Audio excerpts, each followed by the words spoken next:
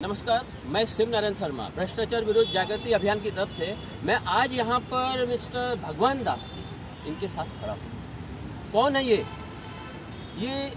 जो हमें दिखाई दे रहा है, मतलब जिस हिसाब से इनकी जो सामने आया है इनके मामला, उसमें ऐसा लग रहा है कि ये एक आरटीआई एक्टिविस्ट है, लेकिन ये खुद को आरटीआई एक्टिविस्ट नहीं कहते। ये अपने आप को आम नागरिक कहते हैं। आम नागरिक वह है देश का जो अपनी ड्यूटी समझता है संविधान के प्रति की। संविधान जिसमें आर्टिकल 51A जो बताता है कि आपकी ड्यूटी क्या है, जितनी भी सार्वजनिक संपत्ति है या जो भी गलत हो रहा है आपके सामने, उन सबको रोके, ऐसी गलत कामों को रोके। और उसके लिए इन्होंने पिछले 20-25 साल से उसके लिए आवाज़ उठाते आ रहे हैं। तो इनको आज हम इसलिए अपने सामने लाए, इनसे इसलिए बातचीत कर रहे हैं क्योंकि अभी जस्ट कुछ दिन पहले 17 जनवरी 2022 के दिन इनके ऊपर एक एफआईआर हुई है। जो मजे की बात है, बहुत ही मजा, मतलब ऐसा है जैसे कि जाने क्या, यानी क्या इन्होंने लाखों करोड़ों रुपए की चोरी कर ली। इन्होंने यहाँ से कई महत्वपूर्ण दस्तावेज चुरा करके पाकिस्तान जाने कहाँ भेज दिए। कुछ ये चीज़ के हिसाब से इनके ऊपर केस दर्ज कर दिया गया। तो उस मामले में हम अभी इनसे पहले परिचय लेंगे और उसके बाद फिर हम इस मामले को आगे बढ़ाएंगे कि क्या है और क्या नहीं है और किस लिए ये खेल खेला जा रहा है इन भ्रष्टाचारियों की तरफ से। आइए, हाँ भगवान जी, आप हमें बताइए, आप कौन है, आखिर क्या है जो आपने ये सब किया, आपके ऊपर एफआईआर हो गई, आप ये जो लड़ाई लड़ रहे हैं, क्या है ये चीज़, ये कुछ बताइए। आप कब से कर रहे हैं, क्या कर रहे हैं? देखो सर, मेरा नाम भगवान सिंह ठाकुर है और मैं दीघा नई मुंबई में रहता हूँ और मैं ये सामाजिक क्षेत्र में थोड़ा बहुत काम कर रहा हूँ। मैं आम नागरिक के तौर पे ये काम करता हूँ। एक फंडामेंटल राइट्स हर नागरिक को है, वो हिसाब से जब भी मुझे कोई आपकी एक ड्यूटी है, मतलब ये एक संविधान में एक ड्यूटी बताई गई है। हाँ। राइट्स नहीं, राइट्स एक अलग चीज हो जाती है, एक ड्यूटी बोली गई है। ड्यूटी बोली गई संविधान में, साफ साफ बोला गया है कि आपकी ड्यूटी अगर कोई सार्वजनिक संपत्ति पर को नष्ट करता है, उसको तोड़ता है, उसको खराब करता है, तो उसके लिए डिपार्टमेंट को लेखी स्वरूप में देता हूँ कि ताकि उसके ऊपर कोई हर सही कार्रवाई हो। यही मेरा ड्यूटी 25 साल से मैं कर रहा हूँ। हर डिपार्टमेंट के जो भी कुछ दिखता मैं करता हूँ, उसमें पॉलिटिशियन के भी जो कुछ चलता है तो मैं उनके खिलाफ बड़े ऑफिसर को लेखी स्वरूप में देता हूँ। तो ये सब मेरा ऐसा चलता है। तो कुछ ऐसे अधिकारी होते हैं हर डिपार्टमेंट की, उनको ये मेरी बातें पसंद नहीं आती है। अच्छा, एक चीज़ बताइए, ये आप जो कर रहे हैं, ये आपका बैकग्राउंड क्या है, आपकी एजुकेशन क्या है? आप यहाँ दीघा में रहते हैं, आपने जैसा बताया, आपका एजुकेशन क्या रहा है? मैं ग्रेजुएट हूँ। ग्रेजुएट है आप? और मैं कुछ सर्विस करते थे, क्या करते थे? सर्विस करता था कुछ साल तक, खजूर किया, खासगी में कुछ मैं सर्विस भी किया, रिटायर बहुत सही। तो अभी मैं इस क्षेत्र में पढ़ा हूँ। मुझे भी लगता है, हालांकि मैं भी, आपके बच्चे वगैरह भी है? बच्चे है, परिवार ये सब है। और मैं भी एक प्रपंच में मेरी समस्या है, प्रश्न है, उनमें भी वो सब होने के बावजूद मुझे लगता है ड्यूटी है मेरी फंडामेंटल राइट्स के। तो मैं 10% मेरे जीवन के जो भी कामकाज है उसके अलावा 10% समय निकाल के ये काम करूँ, ये ड्यूटी के हिसाब से। मैं जो गलत हो रहा है उसको रोकने के लिए, खिलाफ आवाज उठाने के लिए कुछ आप करना चाहते हैं। इसके हिसाब से मैं काम करता हूँ और मैंने बहुत से काम किए।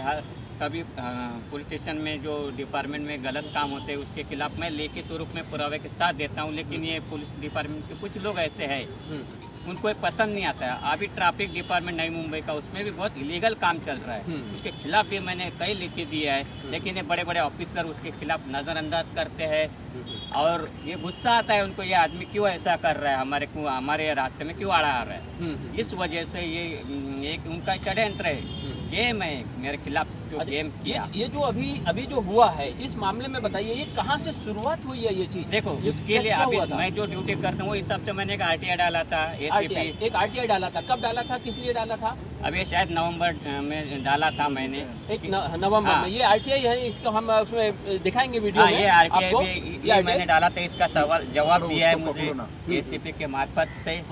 और ये डालने की वजह ये थी कि इसका एक कोर्ट का आदेश है, हाई कोर्ट के आदेश है कि हर पुलिस स्टेशन में जो मृत्यु होते हैं आरोपी के, उसको रोका जाए।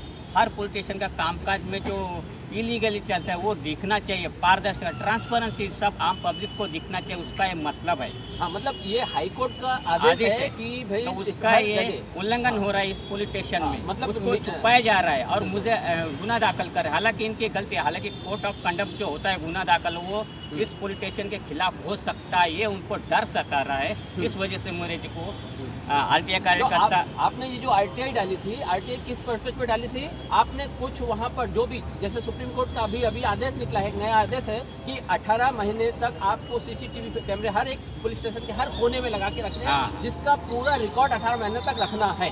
बराबर, ये पूरा एक था, उसी का बेस लेकर के आपने कहा कि मेरा एरिया, आपका एरिया पड़ता है, कोपर खेरने पुलिस स्टेशन आपका एरिया पड़ता है, आपका क्षेत्र है, तो आपने कहा कि कोपर खेरने पुलिस स्टेशन में कितने कैमरे लगे हैं, वहाँ क्या क्या है, उनकी पूरी डिटेल हम लोगों को मिल सके, ताकि हमें मालूम पड़े अगर वहाँ कुछ भी गलत हुआ है तो वहाँ पर सब कुछ सही चल रहा है या नहीं चल रहा है। और वो वरिष्ठ कार्यालय को मैं बताने वाला था कि यहाँ ऐसे ऐसे ये डीवीआर पब्लिक के लिए लगाए गए, तो क्यों बंद है, इसका सवाल जवाब देना चाहिए पुलिस डिपार्टमेंट ने। तो ये बंद है मतलब ये जब आपने आरटीआई डाली उससे पहले आपको मालूम था कि ये कैमरे बंद है? मुझे कुछ पता नहीं था, मुझे सिर्फ हाई कोर्ट के आदेश के हिसाब से मैंने पूछा कहाँ इसका अमल बजानी हो रही है कि, तो उसमें ये इसमें उसका सीधा उन्होंने लिखित में दिया कि बंद है। तो इसका बहुत बड़ा सवाल खड़ा हो गया कि बंद क्यों है, जब हाई कोर्ट के आदेश रहने के बाद भी ये पुलिस उसके ऊपर नजरअंदाज करते, तो इनके ऊपर एफआईआर होना चाहिए। ऐसे पुलिस स्टेशन के जो इंचार्ज है, ऊपर खेरने पुलिस स्टेशन का जो इंचार्ज है, उसको पता होते हुए भी वो बंद क्यों रख रहा है इस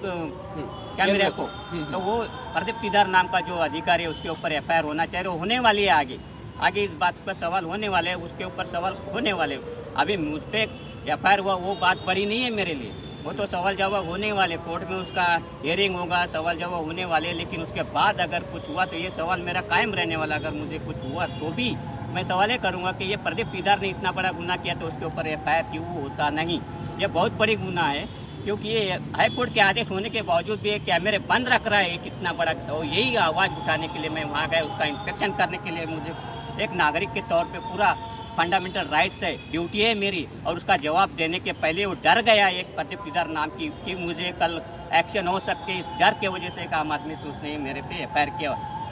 अब मुझे उसका भी नहीं, हालांकि मैं हर उसका जवाब मैं सक्षम हूँ, उसके हर इसका जवाब देने को कोर्ट में भी अभी मैं उसका खटला खड़ा ही होने वाला है। तो उसको भी आगे जाके कायदे से इसमें उसको थोड़ा सा प्रॉब्लम आएगा ही, क्योंकि उसने खुद किया है, उसके बड़े बड़े ऑफिसर के लिखित जवाब है।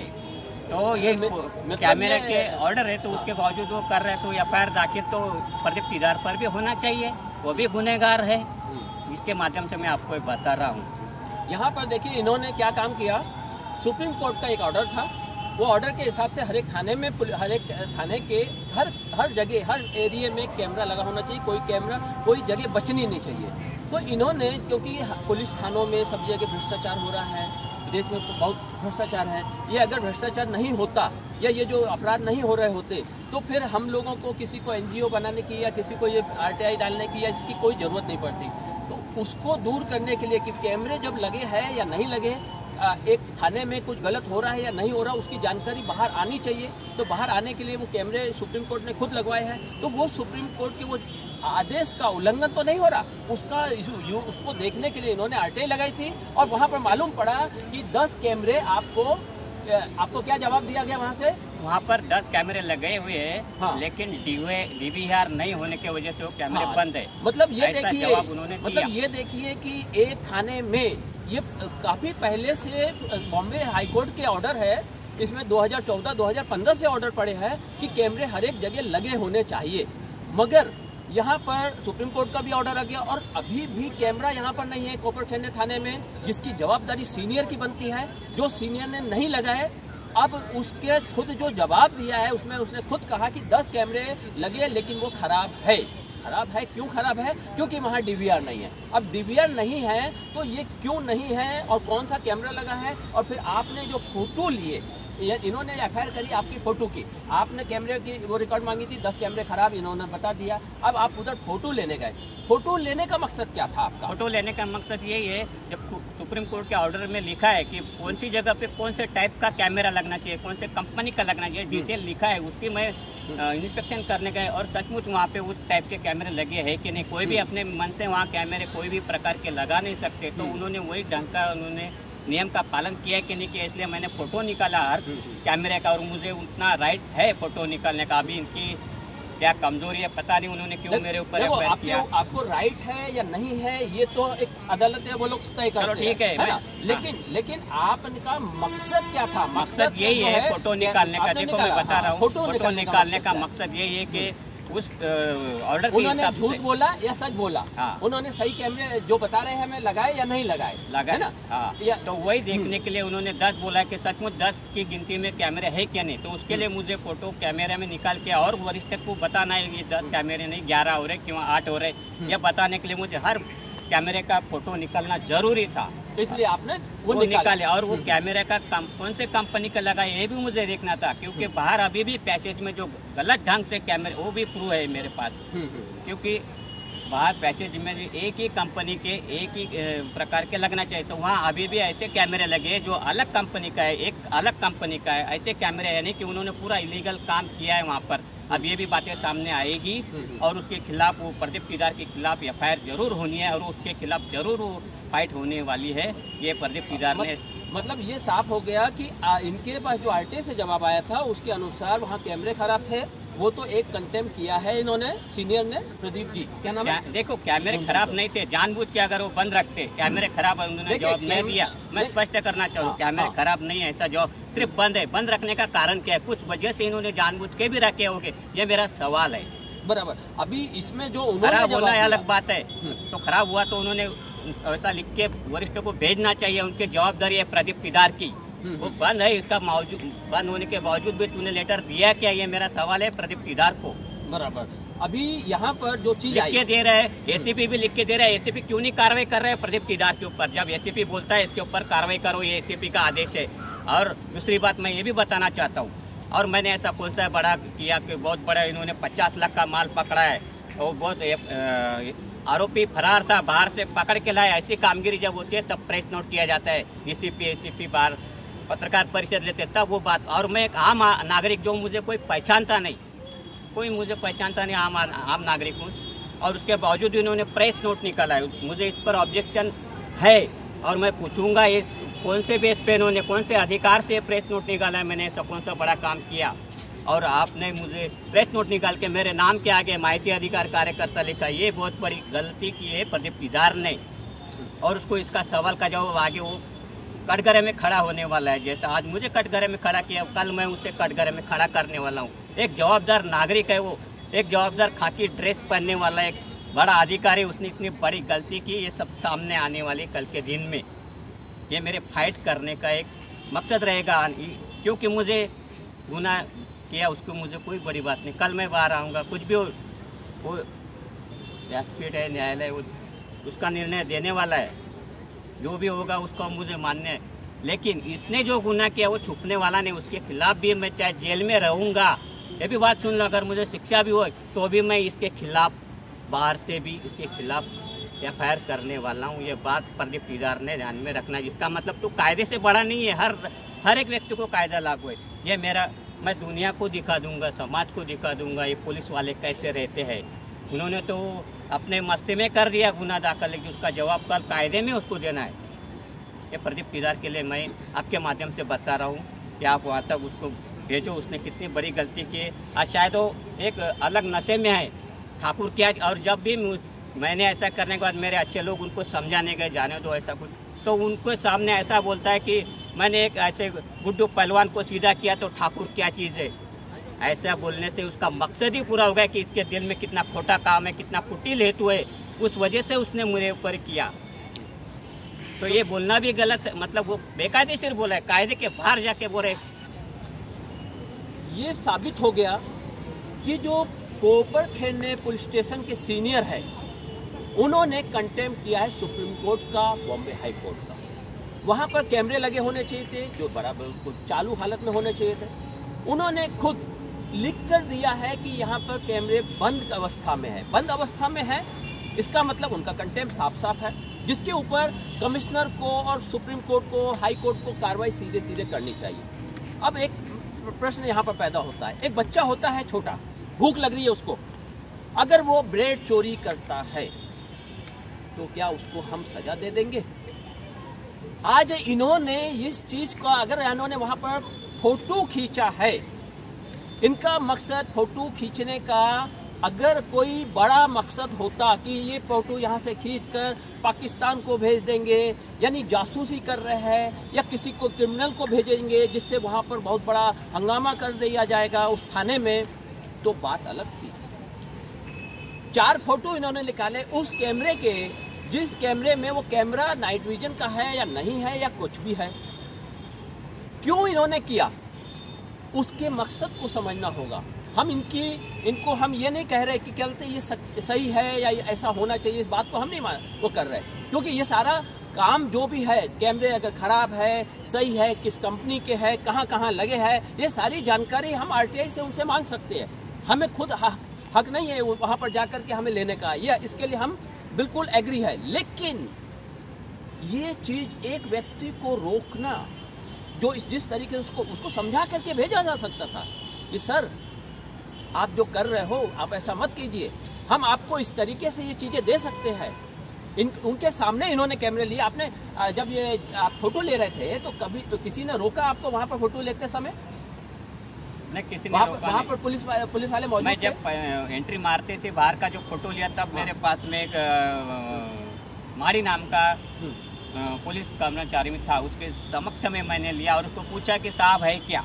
मैं यही पूछ रहा था, उसने बोला साहब नहीं है। और उसके लिए मैंने सोचा तब तक मैं फ़ोटो निकाल के वही साहब को बताऊंगा, साहब ये कैमरे ऐसे ऐसे लगे हुए, ये कैमरा यहाँ ऐसा लगना, ये बताने के लिए मैंने फ़ोटो निकाला। देखिए इन्होंने मतलब फ़ोटो लिया, एक उनका आदमी वहाँ पे था, पुलिस कर्मचारी वहाँ मौजूद था, उसके सामने लिया। अगर ये कुछ अपराध कर रहे थे तो वो पुलिस कर्मचारी का काम था, वो इनको रोक सकता था।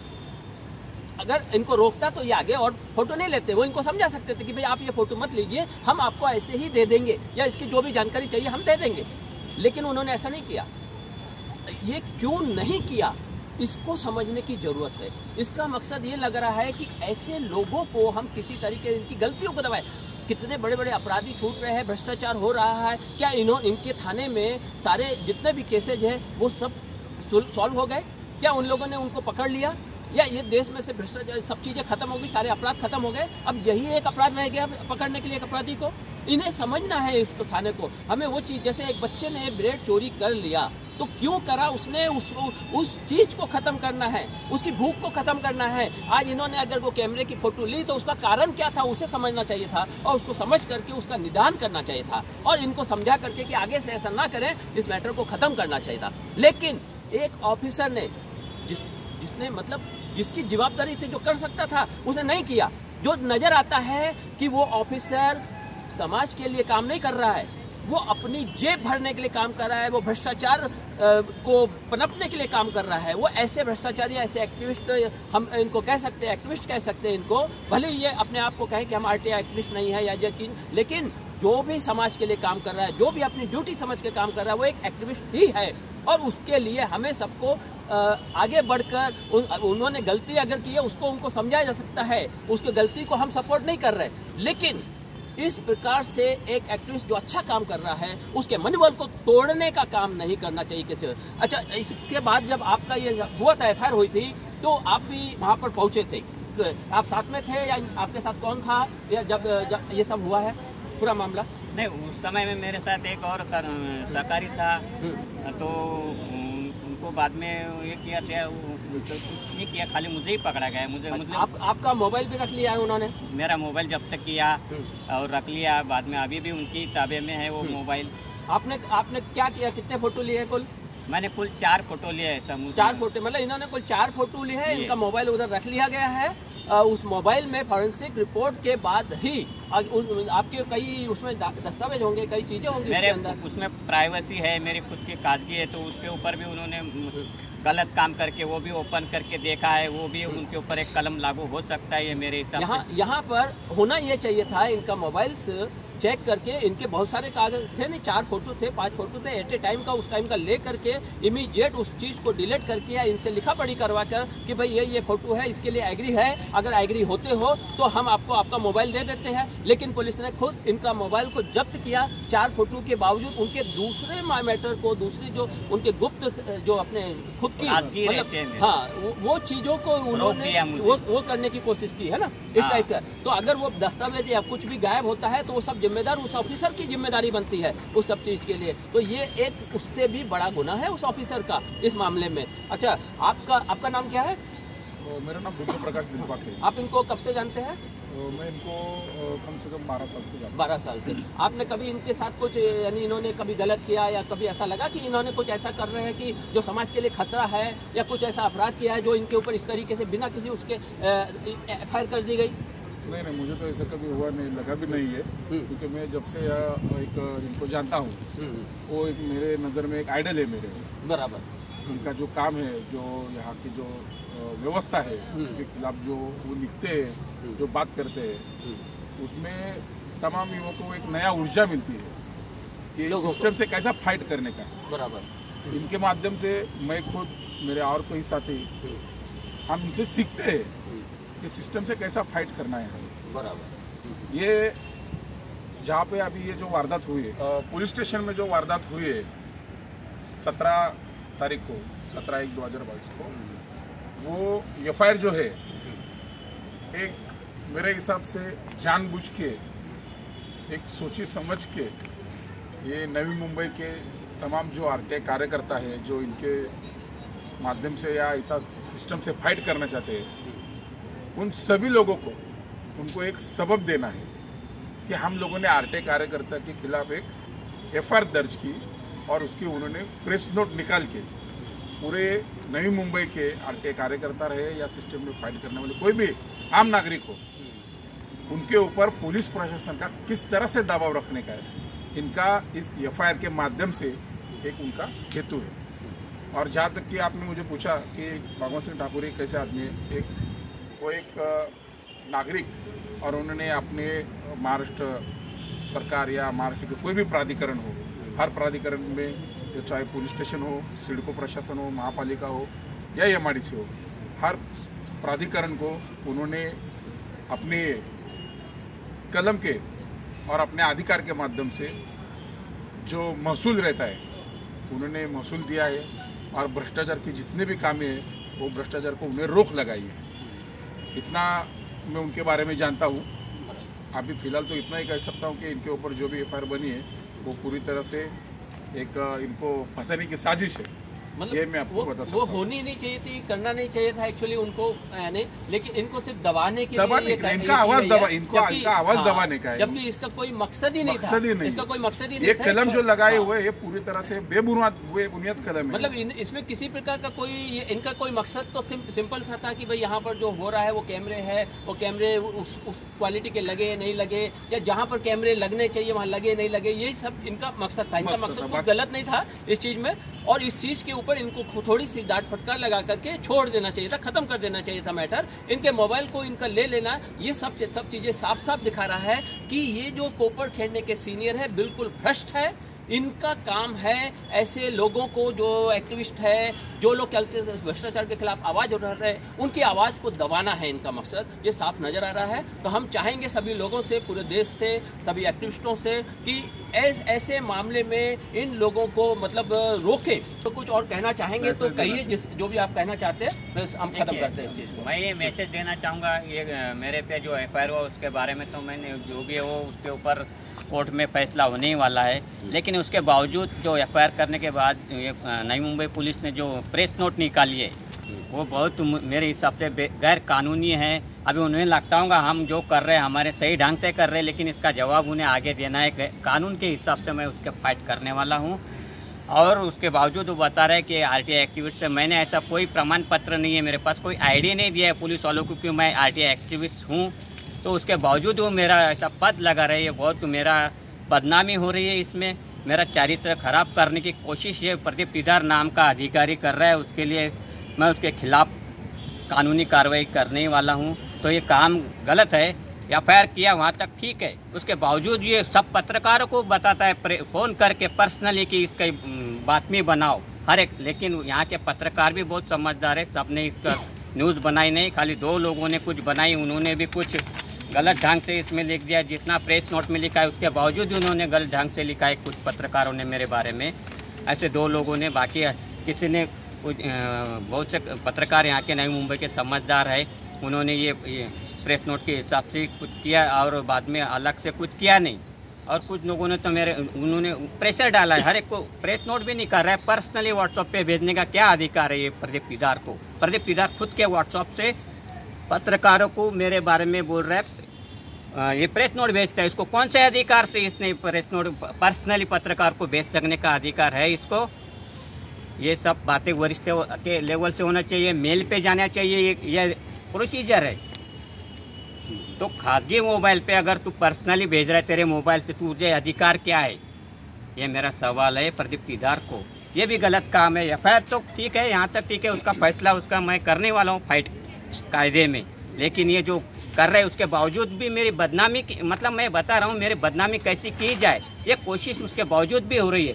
ऐसा कौन सा ये किया, ये बताने की कोशिश मैं कर रहा हूँ। ये जो गलत है इसके खिलाफ मैं प्रदीप पीदार और जो उसके वरिष्ठ भी बोलता रहे कि ठाकुर के खिलाफ कार्रवाई करो, ये एसीपी, ये डीसीपी। और ये भी बता रहा हूँ मैं कि इसके पहले मैंने बहुत से अधिकारी के खिलाफ लिखिए में कमिश्नर को दिया है और उसका एक गुस्सा निकालने की कोशिश इन्होंने की।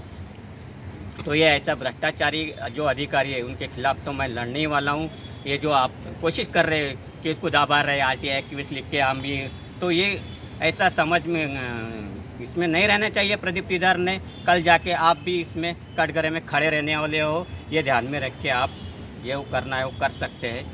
यही मेरा एक मैसेज है नई मुंबई के पुलिस को और पत्रकार बंधु ने मुझे साथ देना चाहिए। जो जितना आपको सच्चाई मालूम पड़ी उतना ही लिखना चाहिए और अगर ज़्यादा आपको जानकारी चाहिए तो मुझे खुद फ़ोन करना चाहिए, मैं आपको डिटेल में दे सकता हूँ। मेरा नंबर चाहे तो इस माध्यम से ले सकते हैं। देखो मेरा नंबर है 9172432168।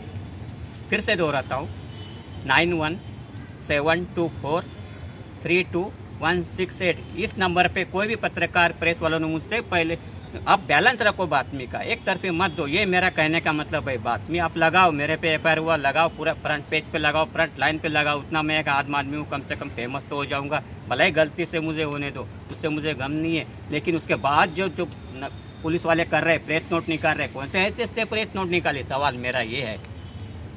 और बता रहे हैं कि इसके ऊपर बातमी लगाओ, तुम कौन बोलते, क्या अधिकार है पुलिस वालों को बातमी लगाओ, उनका अधिकार है। प्रेस वालों को भी आप दबाव में डाल रहे हो, ये सवाल मैं आपसे बता रहा हूँ। ठीक है, यही मेरा इतना माध्यम से कहना। ठीक है, फिर हम इनसे बातचीत की, अच्छा लगा और हमें लगता है कि जो भी किया गया है पुलिस के द्वारा एक भ्रष्टाचारियों को खिलाफ जो लड़ाई लड़ी जा रही है उसको दबाने के लिए है। ये असली मकसद कुछ इन्होंने जो किया है, इन्होंने तो कुछ गलत किया नहीं, लेकिन ये असली मकसद एक अपराध या एफआईआर करना नहीं था। असली मकसद इनकी आवाज़ और इन जैसे हजारों लाखों लोगों की आवाज़ों को दबाने का काम हुआ है यहाँ पर। और इसके लिए प्रदीप जो अपने सीनियर है, ऐसे ऑफिसर बिल्कुल ही, मतलब इनको हम क्या कहा जाए, ये समाज के कोड है, इनको हम कोड कहा जा सकता है और वही समझ के हम लोग चल रहे हैं। और इनके खिलाफ एक एक्शन जो भी हम लोगों से बनेगा वो हम करेंगे। हम धन्यवाद, आगे हम इनकी जो लड़ाई है उसको आगे बढ़ाएंगे इस चीज़ के ऊपर।